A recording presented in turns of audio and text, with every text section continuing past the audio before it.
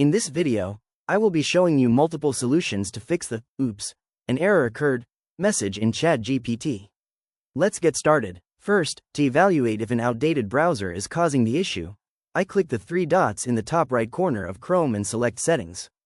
Next, I navigate to About Chrome on the bottom left to verify that my browser is fully up to date. If that first solution didn't work, the next approach is to clear the specific site data.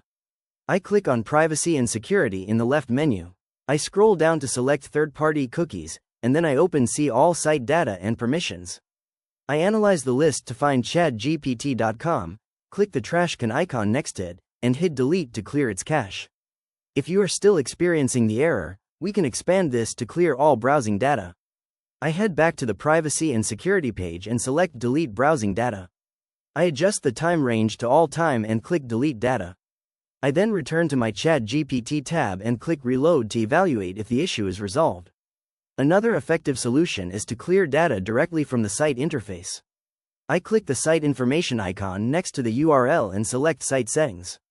Here, I click the Delete Data button and confirm by clicking Delete.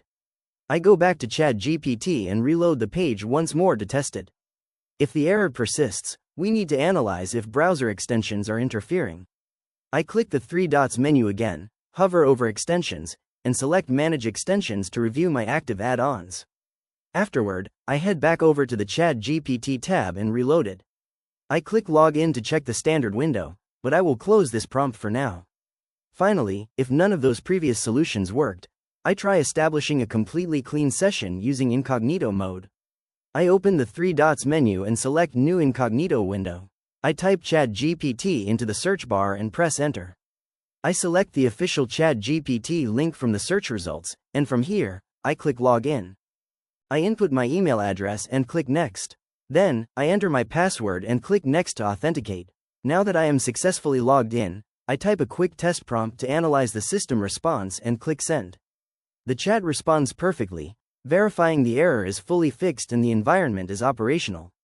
If you found this walkthrough helpful, please consider liking the video and subscribing for more quick tips and tutorials.